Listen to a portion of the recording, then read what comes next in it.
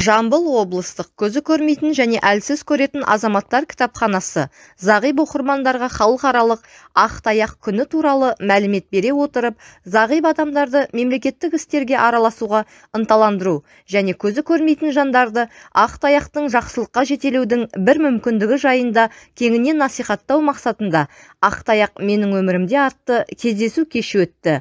Кездесу кешіне бірінші топ көз мүгедектері Мамбетбаев Тұрар, Жалпанова Эльмира, Исимов Ғалымжан қонақ болып, өз өмірлері жайлы, тағдырдың жазуымен Ақтаяқ ұстауға мәжбүр болуы, соған мойын сұну кезеңі жайында, дағдарыстан шығуына не көмектескені жайында әңгіме жүріп, қазақ соқырлар қоғамына жаңадан тіркелген зағиптарға қоғамға қалай бейімделу керек екендігі жайында кеңес беріп, тәжірибелерімен бөлісті. Кеш соңында қонақтарға сыйлық табысталды.